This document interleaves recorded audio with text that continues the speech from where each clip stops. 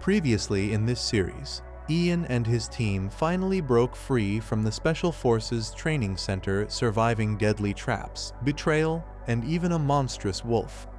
But just when they thought freedom was theirs, Damien appeared, changing everything. Their carefully built plan shattered in an instant because Damien wasn't supposed to be there.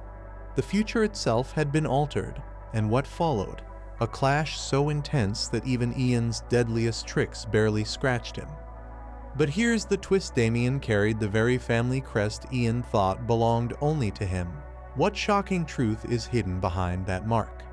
If you missed the full chaos of these parts, the links to the complete videos are waiting in the description. Trust me, you don't want to miss what happens next. One of these creatures, known as the Swamp Goblin, swung its weapon violently, spraying blood across the battlefield. A cadet, participating in the exam, roared as he slashed back, cutting through the goblin and ordering it to die. The monster collapsed with a cry. The cadets froze in place, weapons still raised, before realizing the enemy was dead. At last, they allowed themselves a smile, their tension easing as one of them cried out in triumph. In joy, noting that he knew they could handle it, his comrade said there was nothing special on the spine of the blade. The cadet, acting as the leader, sighed in relief, but advised his friends to remain quiet, since there could still be monsters nearby. The others brushed it off, saying the area had already been cleared. They remembered that the instructors had warned them they would need to survive in the mountains for a week to pass the exam. Excited, they declared that at this rate they would definitely succeed. However, the boy looked at them seriously and reminded them once more to stay silent, this time in a threatening tone. His comrades hesitated, then apologized nervously. The captain of their small squad then asked if his friend was so happy that he had forgotten the other conditions for passing the exam. Introducing the two crystals, he reminded them that survival alone wasn't enough. They needed to kill monsters and collect mana stones. Even if they managed to endure the week, their results would depend on the number of stones they gathered. One of the cadets admitted they would have been fine if they had collected more stones, but then, speaking more loudly, exclaimed that it would be incredible if they could surpass the cadets from the 4 great families. Their squad leader quickly ordered them to calm down, insisting they remain vigilant. He believed their skills would be enough to survive, yet before he could finish speaking, a giant monster's hand suddenly dropped, seizing his head. With a sickening crack, his neck snapped, and cadet number 320 was instantly eliminated. The squad froze in horror, eyes wide with shock. One cadet raised his shield and shouted at the monster to leave, while another, holding a spear, trembled and demanded to know where the creature had come from. The monster, revealed to be a great golden ogre, paused briefly, then roared, waving the corpse of the slain cadet through the air. This subspecies of ogre possessed invisibility magic, allowing it to ambush its prey undetected. With another furious cry, it swung harder, crushing the 2 remaining cadets in a single blow. Numbers 345 and 347 were eliminated on the spot. From afar, Damon observed through a special sphere. Laughing, he mocked them as worthless. Addressing the other cadets, he remarked that 30 had already died, and urged the rest to be more careful, claiming they didn't even realize how exhausted they were from collecting the bodies. Smiling, he closed his eyes and ordered them to move, announcing that every 5 minutes, 50 cadets would be sent to the gate. The cadets responded in unison, declaring their obedience. Ian, meanwhile, thought to himself that eventually he would reach that damned place. Watching Damon's expression, he noticed the man was in good spirits and assumed he had already dispatched his bloodhounds to search the area he had mentioned. Ian knew they might find traces of activity, but nothing truly valuable. If he wanted to get closer to the head instructor, he needed excellent results in the exam. Since he had only half-mastered the divine dragon breath, his growth was limited. Still, being on the ridge was not so bad. It was an opportunity he needed to seize. He smiled to himself, knowing there were 2 hidden treasures in the mountains unknown to anyone else. He imagined the bursts of magical energy and thought that if he could obtain them, he would become stronger and faster. Suddenly, his thoughts were interrupted by someone's astonished question. They couldn't believe what they had just heard. Confused, Ian frowned and asked what was wrong. At that moment, he noticed Daman and his assistants suddenly kneel. Someone ordered the others to show respect to the only ruler of the Kabalan Empire. The legitimate heir to the Emperor, Leon, stepped forward. Seeing him, Ian froze, eyes wide.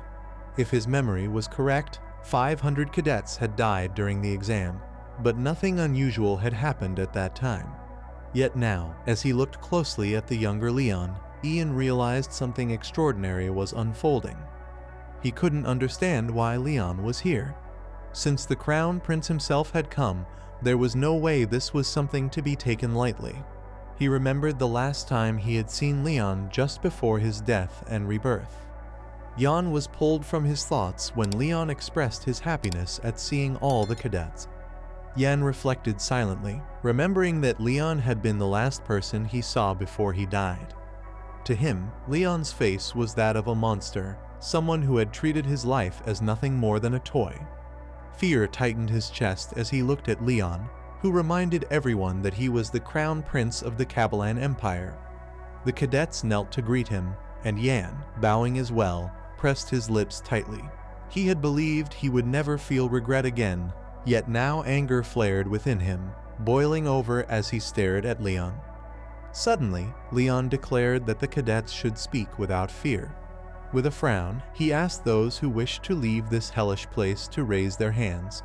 He promised them safety and urged anyone who had been brought here against their will to speak up, swearing he would free them all. Ian listened in silence, while Yan's eyes widened in astonishment. Quietly, he asked himself what Leon was saying. Was this really the Crown Prince he knew? His mind drifted back to the past. He remembered reporting that the 4th Special Squad had just invaded enemy territory. Standing before a high window in the Emperor's residence in Avalon, Leon listened and asked about the outcome. Kneeling behind him, Yan confirmed their success. The Monostone mine had been burned down. Leon agreed, commending the effort. Yan, however, warned that reinforcements were needed for a safe retreat. The squad was too small, and it was unlikely they would survive on their own. But Leon coldly dismissed this, declaring they should do nothing. He decided the warriors would sacrifice their lives to destroy even more enemies. Yan shuddered in shock, confused and desperate to object. They couldn't abandon soldiers fighting for the Empire's future. Leon, speaking his name firmly, explained his view of the world, a chessboard. Slaves, citizens, knights, aristocrats, everyone existed only for the Emperor. Hundreds of thousands had already died for the sake of a single ruler. He envisioned a king piece standing atop a pile of bloody corpses and insisted this was how the world was meant to be. Grinning, he asked, what could be more honorable than dying for the Emperor? Snapping back to the present, Yan mentally cursed Leon, remembering all too well who he really was. Leon continued, remarking that some of the aristocrats' children had only come here seeking power. He told them to go home unless they were prepared to face the consequences once he took the throne. The cadets muttered in confusion. Some doubted his words, while others whispered that it must be true, since it came directly from the Crown Prince. Yan himself was bewildered. Was this truly the same person he had once known? How could he have changed so drastically? At that moment, Damien spoke up, telling Leon that the cadets were shocked by what he had said. Leon turned to him, asking why he was treating the cadets so harshly. Damien replied that the special unit existed to protect the Emperor, but Leon sharply cut him off, ordering him not to speak nonsense. Damien lowered his head, silent, while Leon declared that the Emperor must protect his people himself. A crown could not sit securely on the head of a ruler who condemned his own subjects to death. What was the point of power, Leon demanded, if it did not serve to protect? He vowed that this vile place would be destroyed. Damien objected, reminding him that it had been created by the will of the Emperor, and that everything within it operated under the law. Noticing Damon's words about the will of the Emperor, he indignantly repeated them. Waving his hand, he asked if any of the cadets had agreed to take the exam.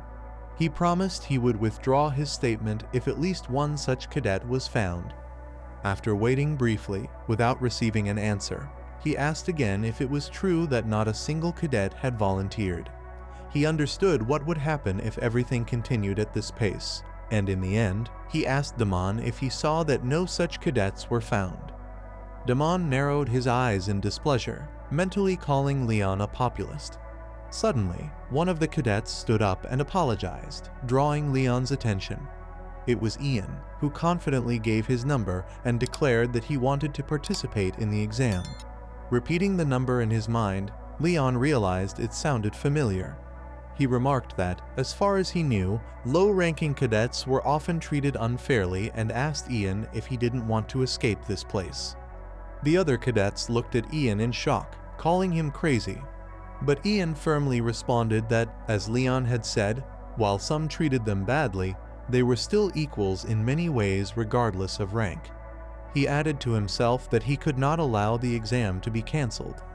Out loud, he confidently declared that they were equal in the evaluation of their skills, and that was how they rose in the hierarchy. He wanted to take the exam because he had something to strive for. Leon, quietly drawing Damon's attention, waited for a response before saying that Ian did not deserve to be dismissed.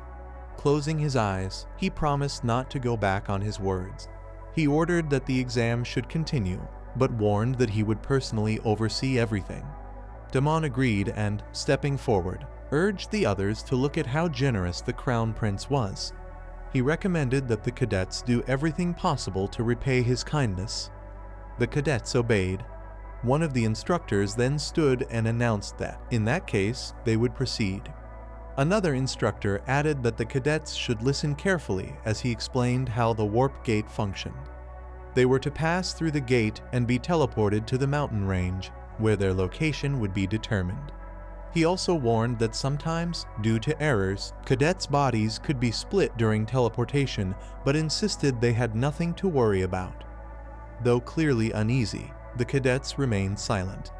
Eventually, the instructor called Ian's number, ordering him to step forward. Ian moved onto the shining circle, and the instructors activated the gate, starting a countdown from 5 to 1. Frowning in concentration, Ian thought to himself that Leon had never come to the training center in his past life. This time, however, things were completely different. He wondered if his actions had somehow influenced Leon or if something else was at play.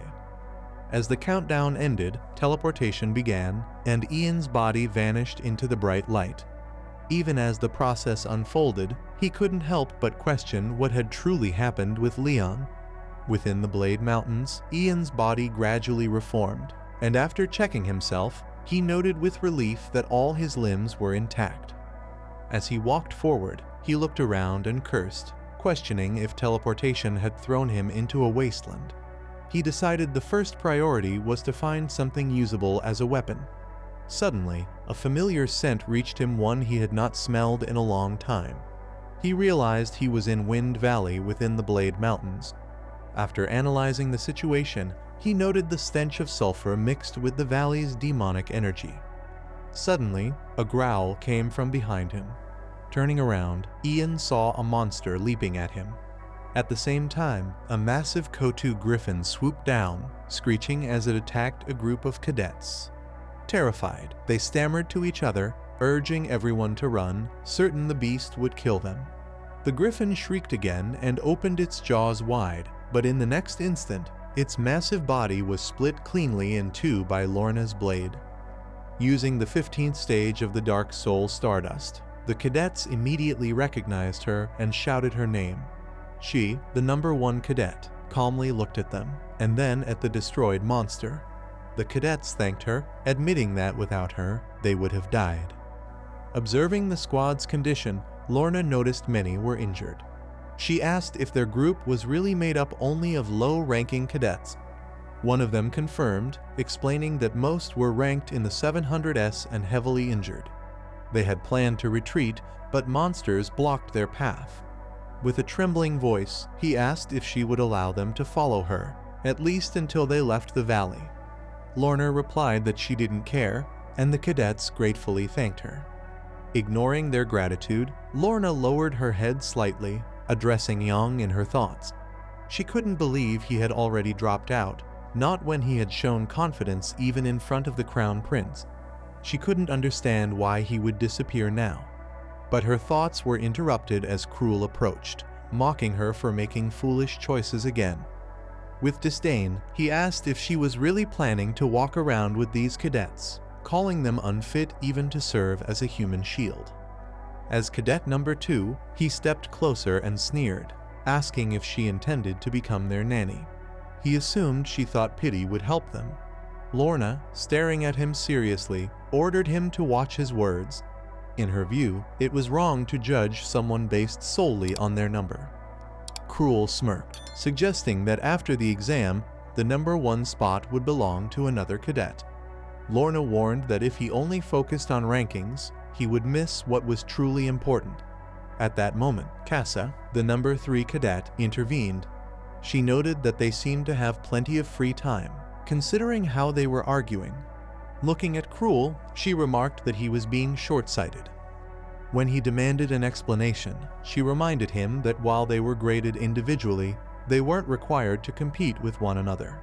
Cruel scoffed, asking if she wanted to waste time with those slugs as well. Casa smiled, glancing at the cadets, and pointed out that a larger squad would be better prepared for crises. She promised to help them pass the test, emphasizing that as aristocrats, it was their duty to lead commoners. Cruel sneered, mocking her for speaking of aristocrats. Fixing her with a sharp gaze, he asked since when a family of traitors was considered noble. He accused her of wanting to rule over commoners and demanded she explain what the Arain family had done to the people. Holding up a burned crest, he warned her to be careful, adding that it would be a pity to see the last of the Arain line meet the guillotine. He pictured it drenched in blood. Despite his cruel words, Casa smiled and even laughed, thanking him for his concern. She admitted she was too focused on restoring her family's name. Still, she confessed she sometimes envied Cruel. With 2 older brothers responsible for carrying his family's legacy, he didn't need to burden himself with such thoughts. Cruel froze. The air behind him seemed to crack as he raised his hand, preparing to strike Casa. But Lorna stepped forward, grabbing his hand to stop him. Casa stood calmly, smiling kindly even as Cruel's hand hovered dangerously close. Clenching his jaw in rage, Cruel tried to pull free, but his hand only trembled. He lashed out with insults, but Lorna firmly ordered him to calm down. Her composure only enraged him further. He finally tore his hand away, shouting for her to release him. Turning away, he spat that they were worthless before walking off. Glancing back, he concluded it would only harm him to keep cooperating with them. As he continued on, a memory surfaced when he was a child. A towering man had ordered him to desire nothing, think nothing, and live as though already dead. Snapping back to the present, Cruel cursed, bitter that such a memory had returned to him at all. Suddenly, he noticed stains on the ground and wondered if it was blood. The trail led to the rocks, and upon smelling it, he realized the blood was fresh. He guessed this could be a monster's lair. Sneaking closer to the rocks, he thought they would have problems if many monsters were present. He decided to hide and assess the situation, but was startled to see Young bending over goblin corpses. Shocked to find a cadet there, he noticed the many dead goblins and asked if Young had killed them all himself. Dozens of red goblins lay on the ground in pools of blood. Cruel, wide-eyed, suddenly demanded to know what the protagonist was doing. Horrified, he saw him clenching his jaw, grinning unnaturally, and squeezing one of the monster's organs in his hand. As he started to bring it to his mouth, Cruel was even more disturbed. Was he eating goblins? Some time earlier, while walking through the mountains, Yang had sensed 2 artifacts in the Blade Mountains, each radiating magical energy. He decided he needed them for his plan and set out for the first. Before he could name it, he was distracted as a monster lunged at him. Without hesitation, Yang struck, piercing its body with his hand and ripping out its heart. To strengthen his attack, he used the 21st form of the black dark spirit dragon flame. Holding the heart tightly, he commanded it to burn. The fire engulfed the monster's body until it disappeared with a cry. Yet more monsters, hungry for flesh, surrounded him with predatory eyes. Yang wasn't afraid. Instead, he frowned decisively, calling this great luck. As the creatures advanced, he realized the first target had delivered itself into his hands. He charged forward, channeling magical energy into his raised hand to counterattack. The monsters rushed at him, baring their fangs. Yang clenched his jaw, eyes wide, determined not to miss a single movement. While fighting, he recalled that mana stones were once just raw materials for magical items. That changed when Professor Isaac published a groundbreaking paper. Isaac revealed that mana stones allowed humans to absorb both monster mana and abilities, granting the endurance of orcs, regeneration of trolls, and the strength of ogres. Initially ridiculed, he was challenged by Dean Neuron to prove it or leave the academy. Later, staring at his transformed body in awe, Isaac confirmed it worked. When his claims were validated, panic spread across the continent. Bloody weapons became commonplace, and monster remains were easier to find in pharmacies than dungeons. Their body parts were stored in special liquids inside flasks. Extracting poison from mana crystals was difficult, requiring moon beetle juice and lava stones. But absorbing mana itself was simple. The stones only needed to be eaten. Remembering everything, Ian bit off a piece of the monster's mana stone, chewing it with disgust. He admitted that he never thought he would have to do this again. The taste was unbearable, but he knew he had to absorb the stone, which was directly tied to the monster's heart. He pictured it in a diagram and realized he would also need to absorb the monster's poison to claim its mana. Suddenly, he jerked, covering his mouth as if he would vomit. He braced himself for death as the poison ate away at him from within. But then he recalled the divine dragon breathing technique, using it to neutralize the poison. Relief washed over him. It wasn't as bad as he feared. He estimated it would take longer than expected, but reminded himself there was no need to rush. At that moment, Cruel leapt from hiding, strengthening his strike with magical energy. He smirked with a frown as cracks split the ground and a bright flash of light filled the air before gradually fading. Chuckling, he admitted he never thought he would encounter such a low-level cadet here. Still, he warned Ian that he could never defeat him, declaring that he would take the mana for himself. But when he looked down, surprised, no one was beneath his foot. He glanced around in confusion. Ian stood calmly a short distance away, leaning casually against the rocks. Dusting off his clothes, Ian remarked that in the Blade Mountains, there were things more dangerous than monsters, namely bastards like Cruel. He explained that his successful dodge was pure luck, then added that he had heard of savages who devoured monsters, though it looked even more vile than expected. Cruel sneered, calling Ian worthless, vowing to beat him to death, but promising to spare him if he begged sincerely. When Ian stayed silent, Cruel mocked him, asking when he would start pleading. Extending his palm, he demanded all the mana stones Ian had collected, promising to show him the mercy of nobles. Ian, looking confused, repeated his words, then calmly told him he didn't have the stones, he had eaten them.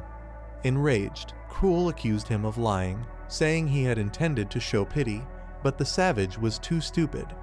Shouting that no one would ever know if he killed such a nonentity, Cruel demanded the crystals if Ian wanted to live. Instead, Ian smirked, agreeing that no one was around. Cruel mistook his words for submission, respecting his choice, and warned him not to utter a sound. But in the next instant, Ian appeared right in front of him and struck with a powerful swing of his sword. Long before this, back in the Dwight mansion, Cruel as a boy believed he should be its next heir. At just 12 years old, he already understood that most of Myr was filled with nobodies, while his status as heir was undeniable. Yet above him stood two people who, in his view, feared his rise. Under their pressure, he lowered his head and hid his face. He remembered now how, under the guise of caring for his education, they sent him to a special warrior training center and abandoned him in a stinking garbage dump. He would never forgive them for this. He frowned. An ominous aura wrapped his body. He was certain he was the true heir of the Dwight lineage and would rise above the rest of the scum. As soon as he got out of there, he was going to burn the rest of the wretches to ashes. While he was thinking about it, Jan realized there was no one there and struck him, not expecting such a blow. Cruel coughed, and from his open mouth flew out a spray of blood. Sometime later, in the Snake Gorge, the only way under the cliffs, named for how much it resembled a serpent, someone sobbed and asked how he dared to do this. Some said no living creature dared to enter the gorge and no one had ever managed to reach its end. Cruel, still angry, called his interlocutor names, asking how he had the audacity to treat him that way. He was dragging a bag filled with the bodies of slain goblins and admitted he did not know what the man he was talking to intended to do, but that he would not succeed. He walked with his jaw clenched and a collar with a rope tied around his neck. Despite his position, Cruel still insisted he was the true heir of the Dwight family. But the man leading him by the rope on the collar ordered him to be quiet and move faster, tugging on the collar. Cruel asked him to wait, but his interlocutor tugged the rope again and asked why he kept nagging about his family. It was Ian who had called him the heir of an earl's family with displeasure and asked how much longer he would want. He warned him they had a long way to go and again ordered him to move. Cruel followed him, ordering him to pull the bag himself in that case and asking why he was making him do it. The protagonist explained that Cruel was to blame for this, noting that it was too easy a punishment for a man who had tried to kill him. Cruel did not understand what this meant and asked what Ian was going to do with all those goblin corpses. Ian simply told him to shut up, sure that for a skilled craftsman he complained too much. Cruel suddenly smirked and asked if it was true that Ian knew that, according to the laws of the Empire, he would be punished for mistreating a nobleman. Continuing to mock, he suggested that a barbarian like Ian was not familiar with the laws and again began to talk about how he was the heir of Earl Dwight. However, before he finished, the protagonist threw a rock at him. When it hit him in the face, Cruel fell to the ground, pulling his knees up to his chest and covering his face with his hands. He cried out in pain as the rock struck his nose squarely. Ian, ignoring his suffering, ordered him to get up quickly, asking if it didn't hurt for nobles to be hit. Cruel's eyes welled with tears of pain. He frowned and cursed in his mind, wondering who Ian was. He recalled the moment he had struck him and admitted he had thought he would catch him off guard if he attacked suddenly. Recalling how he had tried to attack again after that blow, he ordered the protagonist not to dare treat him like that and promised he would kill him. Ian calmly repelled his attack by slapping him in the face, and after repeating that he shouldn't do that, Cruel charged again, though tears were already flowing from his eyes. The protagonist repelled his attacks every time with slaps. Cruel did not expect such humiliation. In the end, they continued on their way, and Ian said that even if he made a mistake, after apologizing properly a person can avoid being hit in the face, and asked if Cruel understood him. Cruel pressed his lips tightly, lowering his head, thinking he couldn't lose to the protagonist, even if he couldn't concentrate his mana flow during their battle. Once his mana recovered, he planned to kill Ian right away. He frowned, growing angry, and the protagonist suddenly assumed he hadn't understood what he had said. He turned around, looking menacingly at Cruel. His eyes turned red, and he asked if he really had to say it again.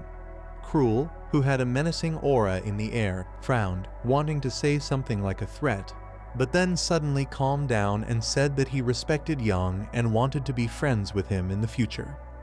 The protagonist asked if he thought he couldn't see the thoughts in his head. He ordered him to shut up unless he wanted to crawl around like a cockroach, and Cruel agreed. As Ian continued on his way, he turned back one last time, thinking that Ian was an amazing man. Though he had a thirst for life, the energy radiating from him was irregular, and only one thing could emit such energy: demonic knowledge. The protagonist imagined a silhouette of a man standing in front of a magic circle and noted that if there were sorcerers who used black magic and the power of darkness, then there were also warriors who used darkness in sword fights. These warriors achieved success faster, but those who relied on black magic would gradually have their minds and bodies destroyed until the darkness completely consumed them, driving them mad. Ian imagined such a man whose eyes instead of pupils bore the outline of a magic circle. In the protagonist's past life, Cruel was known as the Blood Star for leading his family solely through cruelty. Ian now assumed this reputation came from demonic knowledge, though he believed Cruel had not yet fully mastered it. Suddenly, Cruel asked Ian to wait and at least remove his collar. The protagonist assumed he wanted to escape, but Cruel reminded him this was the only way. He asked how he could possibly escape, insisting he wasn't an animal, and pointing out how strange it looked for a man to be led on a leash. He wondered if Ian realized what people might think of them, and upon reflection, Ian agreed and promised to remove it. He did, and Cruel touched his throat with his palm, noting he could finally breathe. Cruel muttered that Ian would probably drag him around for the rest of his life, but warned his suffering would soon come to an end. Confused, he asked where they were. The protagonist walked to the edge of a cliff, frowned in concentration, and declared that the real treasure was kept here. Cruel stepped closer, and together they looked at the lair beneath the cliff. Ian remarked that it was more of a monster than a treasure, then asked about the corpses of the monsters. Cruel admitted he couldn't believe Ian had made him drag those monsters here only to throw them away. Tossing down the bag that had contained them, Cruel explained that he had thrown down the goblins as requested and asked if his work was now finished. Ian called his name seriously, drawing his attention, and said that as thanks for his hard work, he would give him advice. Startled, Cruel asked in confusion what he meant, but Ian only smiled and ordered him to run away and not look back immediately. At that moment, magical particles began to appear in the ravine, and a monster's eyes glowed below. The corpses of the goblins activated the shelter's magic. Blood from the fallen bodies spread into lines that connected to form a magic circle. Once complete, it filled with energy, and from it emerged a being who furiously demanded to know who dared awaken him. He roared, and Cruel, stunned, cursed and demanded to know what Ian was doing. The protagonist ignored him and asked instead what Cruel himself was doing. Concentrating on the ravine, Ian announced that the moment had come. The monster rose sharply from the depths, demanding souls. A shining eye appeared on its dark body. Meanwhile, Casa, drawing Lorna's attention, asked if she felt it too. Lorna agreed, saying it was too much black magic. Looking into the distance, they saw a dark pillar of energy rising into the sky. Lorna realized it came from Snake Gorge and wondered what had happened there. Casa admitted she had never seen such magic before and didn't know what to do. They continued to stare at the massive surge of energy as it formed into a glowing ball in the sky, questioning how powerful it truly was. Lorna suddenly announced a change of plans. Walking away, she ordered the group to return to the gate immediately. Casa, confused, asked why they were leaving so suddenly. Stopping at the edge of the stairs, Lorna addressed the cadets they had brought with them. Drawing everyone's attention, she commanded them to retreat to the gate and drop all unnecessary cargo, including the mana stones. One cadet tried to object, reminding her about the exam, but Lorna cut him off and ordered an evacuation. This time, they obeyed. As they began to run, Casa called out, asking Lorna what the rush was. Lorna reminded her of the question she had asked earlier: how strong was this black magic? When Casa confirmed, Lorna revealed that its strength was equal to her father's. Casa was stunned. She insisted that couldn't be true. Her father was the divine guardian of the North, famous for his unmatched strength and one of the 5 fingers of the Empire. She pictured his silhouette in her mind, horrified at the idea that the black magic rivaled him. No instructor at the training center could stand against such a monster. At that moment, dark magic appeared where the instructors were stationed. One of the men noticed something flying and tried to warn his comrades. Another dismissed him, telling him to stop acting foolish. Meanwhile, M muttered that he still didn't have enough, hungering for more. In the next instant, the instructors' bodies collapsed, their necks and bones shattered under the crushing force of dark magic.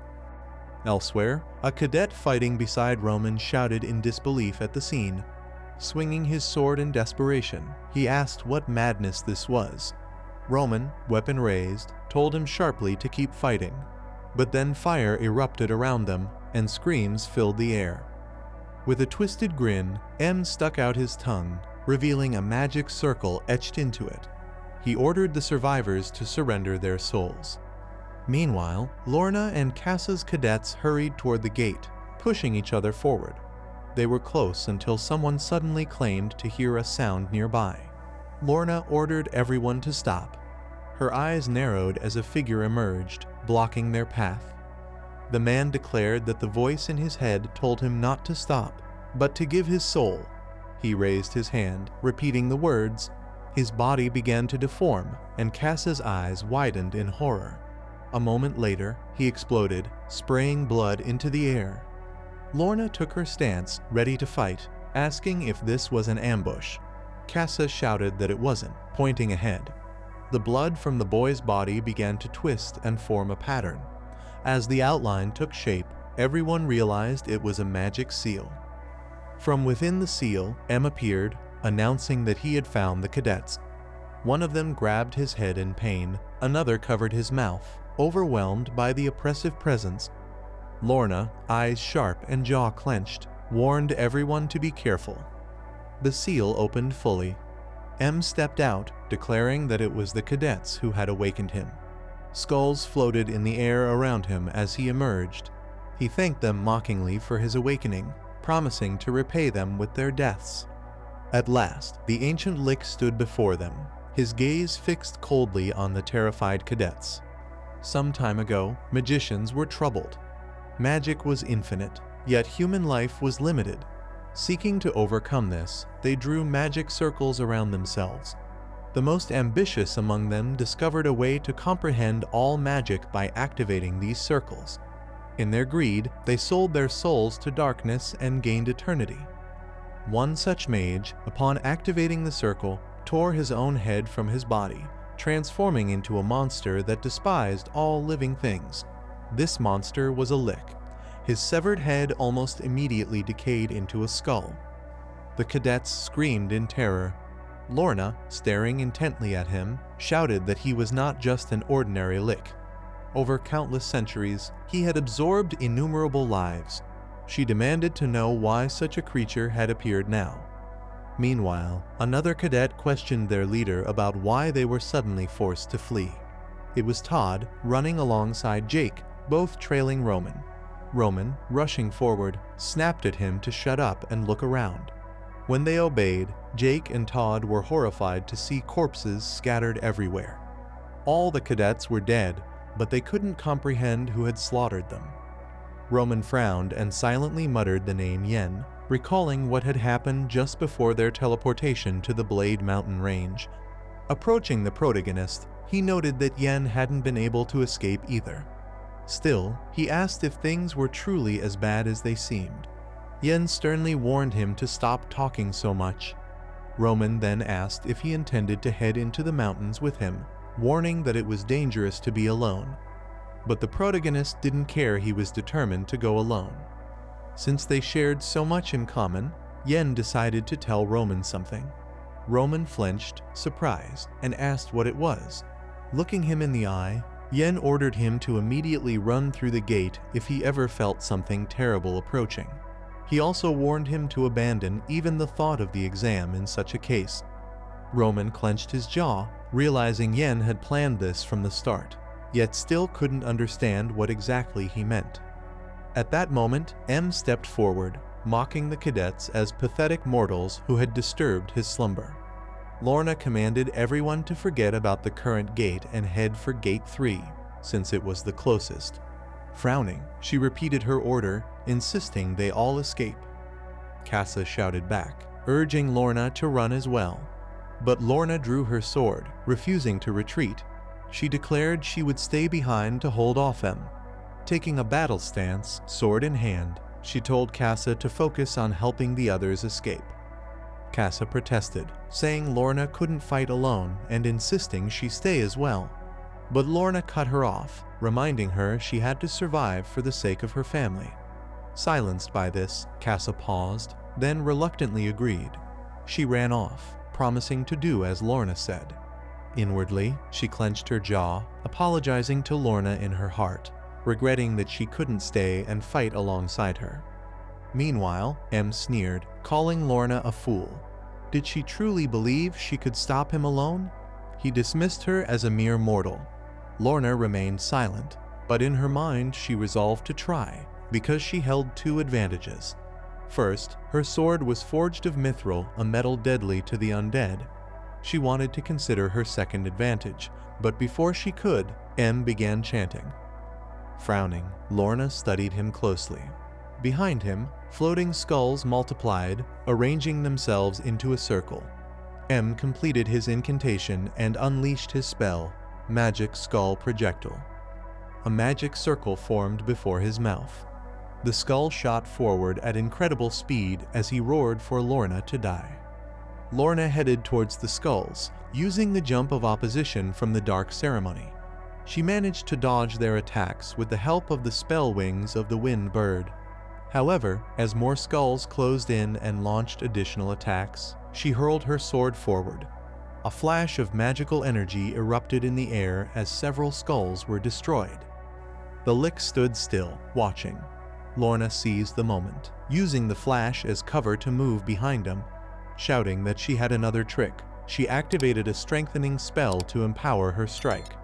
As magical energy flared around her, she leapt closer to the monster and declared that magicians cannot cast both attack and defense spells at the same time.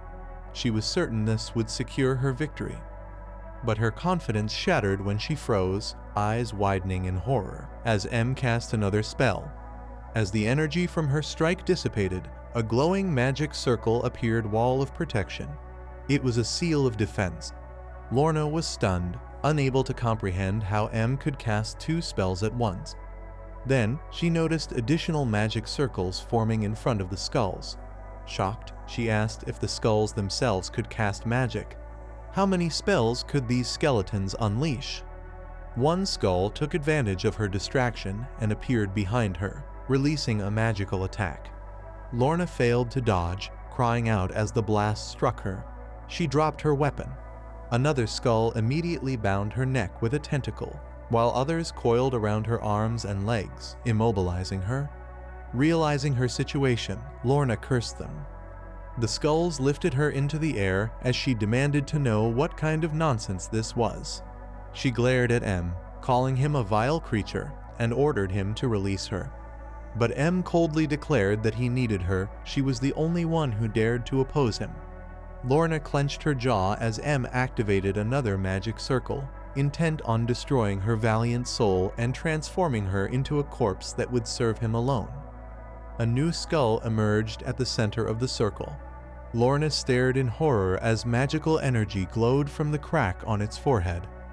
Meanwhile, deep within the Lick's lair, a creature walked the corridors, declaring that the Lick was defenseless. It advanced toward the stairs, but suddenly froze. It had stepped into a magical trap. The glowing circles beneath its feet erupted, summoning the highest fire magic of the storm. A towering pillar of fire engulfed the space. Yet when the flames faded, the creature remained unharmed. Smirking, it admitted it had thought raiding an empty lair would be simple. Suddenly, the truth was revealed. Yang had been concealed beneath the creature's skin. Pulling off the skull and flesh, he smiled, noting that his enemies had met him fully armed from the very start. He tossed the discarded shell aside, satisfied that his preparation had paid off. He had used the hide of a volcanic armadillo, resistant to fire and capable of enduring such magic. As Yang continued deeper into the lair, he reminded himself there were a total of 492 magical traps, with 32 more mobile traps still ahead. He visualized the 12th and 36th floors, recalling that he had already used goblins to lure M away from the lair. Now, only the treasure remained. That had been his original plan, but he knew success would require precise knowledge of the lair's structure. He remembered his past as a captain, when he had first learned of the Licht. After returning from that mission, his assistants had handed him a report case number of 5821-567, designated the Ancient Licht. The encounter had involved the first training group of the special squad stationed at the spine of the blade. The monster was a high-ranking species, and the toll had been catastrophic: 1,000 deaths, 900 fallen, 100 survivors, and not a single wounded. The losses were so great that the existence of the training center was threatened, and an additional report stated that it was assumed the Licht, which had been dormant for a long time, was awakened after it drank the blood of a cadet who had entered the shelter. As a result of the warriors' investigation, the location of the treasure was determined, and they assumed the lair was built in ancient times because there were many mysterious treasures there. There were books which, by reading just one, a person could become a sage, as well as jewelry, and a single coin could provide a person with a comfortable life. However, the most important thing was missing, and that was the vessel of life.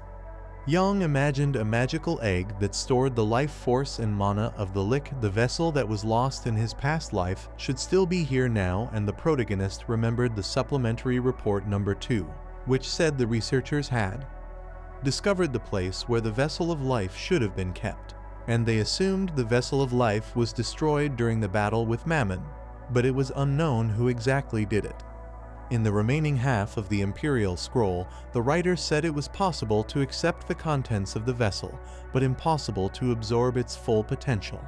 It did not say that by obtaining the vessel of life, the stone's mana would give much more power, and then it would be quite feasible Yam would be able to comprehend the breath of the divine dragon.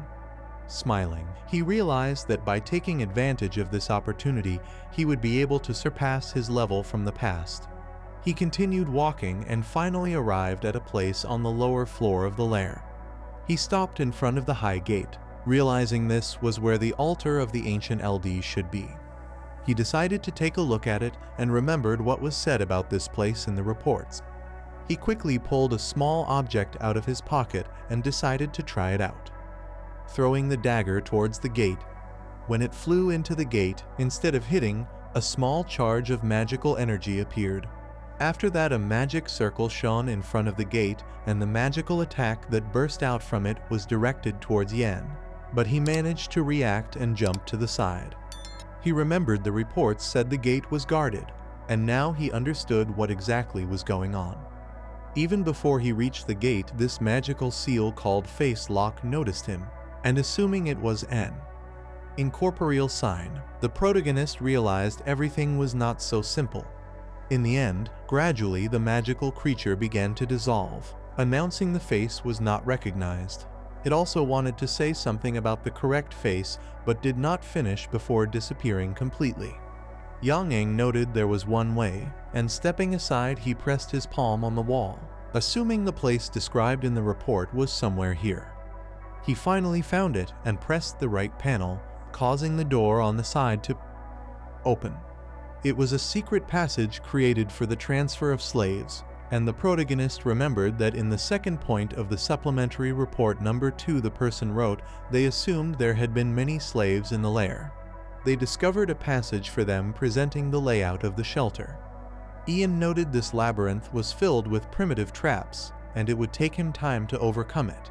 However, as the captain of the special forces, nothing should stop him, and besides he had enough time for this, so he began to move forward because he assumed the more time he spent the greater the reward would be. At this time M continued to form a magic circle in front of Lauren, but she, despite the threat, asked what could such a rotten skeleton that smelled of rat do. Tentacles began to reach out towards her from the skull that appeared in the center of the magic circle, and M laughed and admitted he couldn't wait to see Lauren's soul in agony. He was about to rip her head off and make it his pet. But he suddenly suggested he could do something else, asking if he could transplant the head onto an orc's body. He mentioned that he could simply turn Lorna into a zombie that devoured people and asked if she would still be as bold then. One of the tentacles touched her face, but Lorna pressed her lips tighter and didn't even flinch. M ordered her to stop chattering, declaring that she was finished. More tentacles quickly moved toward her, and the next moment blood sprayed into the air. M grinned in amazement as Lorna bit down on the tentacles with her teeth, stopping them. She glared at him furiously and demanded if he really thought he could intimidate her. Shouting that he hadn't managed to do anything yet, she prepared to fight back. The Lick, enraged, called her impudent and promised not to leave a single piece of her flesh, vowing to turn her into dust. He activated the dark destruction magic called Dark Fracture, his eyes shining with power, but suddenly, the Lick froze.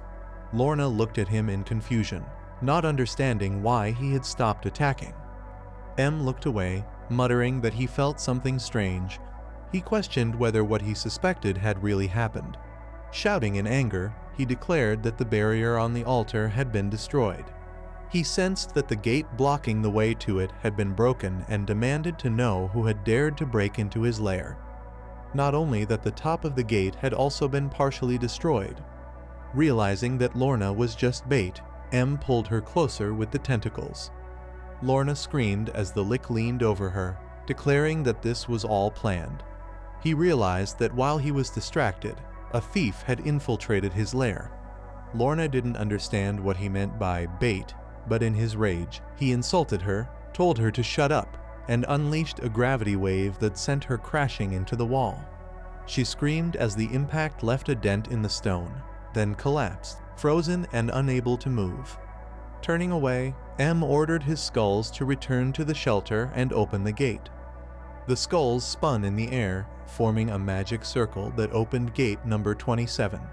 Entering it, the Lick announced that he was heading to the altar and vanished. Gathering her strength, Lorna painfully pushed herself up, screaming and staring in confusion at the spot where M had disappeared. She asked where he had gone, assuming he had escaped. At that moment, in the center of the altar, the Lick emerged from a magic circle. Furious, he demanded to know who dared to open his altar. Looking around, he wondered how anyone had managed to get past all his traps. He was especially shocked that the intruder had broken through the barrier he had spent 1,000 years creating. On top of that, no one even knew the location of the altar except himself. This made him question who it could be, and he cursed bitterly, suspecting either the Wizard's Guild or the Emperor's Knights. Stepping aside, he froze in shock when he noticed empty vials scattered on the ground. He asked if someone had really drunk his elixir, the very same one he had spent 1,000 years perfecting, designed to restore both mana and physical strength. His body trembled with rage, veins bulging in fury, as he declared that he had sacrificed a millennium in order to be reborn as a human, yet now all of his work had gone to waste. Suddenly, Yang, who was sitting nearby, casually asked if M was referring to the elixir. He commented that it tasted quite good. Hearing his voice, M spun around abruptly, furious, demanding to know if he was the one who had broken through the barrier. Holding up a bottle with some elixir still inside, Yang told M to calm down and even invited him to come closer and drink with him. His cheeks were slightly flushed, his mood elevated, and he asked if M wanted him to save the wonderful drink for later. Yang behaved this way because he was in a state caused by excessive use of magic power. Overusing magic put a person into a state similar to intoxication. Even so, Yang continued drinking the elixir and remarked that saving something good for later was never the best decision. M paused, pondering the situation, and was surprised to see that it wasn't the Wizard's Guild or the Emperor's Knights who had broken into his altar, but a drunk boy. He was shocked that his barrier had been broken by Yan. The protagonist, distracting him from his thoughts, noted that M seemed in a hurry to get back and had been interrupted from his fun. He admitted it was great to walk straight through the front door. M ordered him to shut up, promising to kill him first and then everyone outside. He asked if Yan thought he didn't know a thief had broken in. Yan considered that Mom and Henan had noticed him stealing a rare item, and told him he had come through a secret tunnel. M asked if the protagonist was mocking him, not understanding why he broke the barrier at the front entrance in that case. Ian, thinking about it, imagined Lauren smiling faintly, then remembered descending the stairs to the secret passage. He explained he just wanted to do it. At that moment, jumping to the gate, he swung his dagger and destroyed the monster guarding it. As the fight began, a bright flash of magical energy filled the air. Ian added that besides the elixir, there were countless ancient texts here, even a dungeon book about the mana engine. He wondered if M was truly obsessed with collecting these works. M suddenly laughed, asking if Ian knew where he got the books. The protagonist frowned, studying him carefully. M revealed his name and declared that he had turned into an undead for 1,000 years for the sake of revenge, preparing for this moment for 10 centuries. He raged that someone as worthless as Yan would ruin all his plans. His fury made him lose control of his magical energy, and his eyes began to glow. M continued, declaring that to take revenge on the one who betrayed him and stole everything, he had cursed himself to exist as an undead. But because of the protagonist, all of his grand designs had crumbled. Yan calmly sipped more of the elixir, apologized, and told him to continue. M froze, staring in bewilderment, while Yan sighed, realizing he was too drunk. Suddenly, M extended his palm, activating magic. He sneered that a bastard like Yan had too much self-importance. He unleashed the Great Flame Crow's Breath spell, intending to burn away all of Yan's arrogant blood from within. The protagonist closed his eyes, still standing calmly. As M advanced, Yan opened his eyes, looked at him seriously, and simply said, "Stop." He actually froze, stopping at a minimum distance from Y, and asked in shock what this was. It was because M had felt the energy of his own mana. With a chuckle, the protagonist said he was quick-witted, slightly pulling the collar of his clothes. As M called him names, he realized this was his life vessel and focused on the small shining magic circle that appeared on Yang's body. The protagonist smiled, showing it off, and M indignantly asked if he really ate it. Suddenly, with a surprised cry, M asked if it was true that this was the heart of mana. He was shocked that Yan had created a new heart from his life vessel and demanded to know how he managed it. For a while, nothing happened at the altar, but the next moment Yan suddenly ran across one of the bridges at high speed, with a wide-range fire magic called Fire Shower rushing after him. The fire blast crashed into the bridge, exploding, and the lick chasing Yang called him a loser, mocking him about whether he could escape his own death. The protagonist kept running, dissatisfied, asking if M would just stand there in his place. He reminded M that he had absorbed his life vessel and asked if killing him would mean his own death. But M said he would not kill him. Yang turned around, frowning wearily, and the lick declared he would be reborn in Yang's body. The protagonist asked again, and M declared that if he destroyed what he had waited 1,000 years for, he would take Yang's appearance as a fair exchange. In addition, the protagonist's body contained the power of the elixir, so M was confident he could take it easily. Yang's eyes widened, asking if M had decided to take his body. He apologized, saying this was not part of his plan. M shouted that this was nonsense and ordered him to surrender immediately. Pressing his palms together, he promised to treat Yang's body carefully once it became his, then activated the Parallel Chain Curse Storm spell, filling the air above Yang with magical seals. Yang was shocked to see this and realized he had no other choice but to activate the Divine Dragon Breath. Beams of magical energy erupted from the circles, piercing the floor and destroying it. The magic lasted for some time before finally dissipating. M noted that he had not used his power in a long time and wondered if Yang was still alive. Instantly appearing behind him, the protagonist asked if he was worried. He admitted he was flattered by such attention. But M, stretching his hand sharply to the side, activated another magic circle, insulting Yang and trying to attack. The protagonist moved too quickly. Jumping, he dodged the strike, moving so fast he was barely visible. leaving only flashes of magical light. M was astonished at his speed.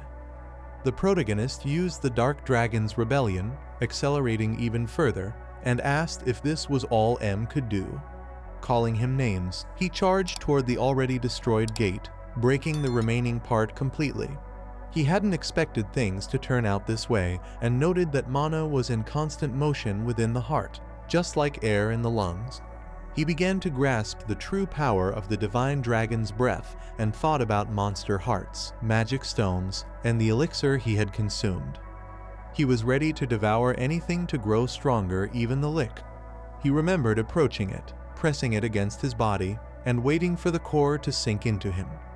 At this rate, he was sure he would soon restore his strength to the level of his past life, though he quickly reconsidered, suggesting he might even become several times stronger.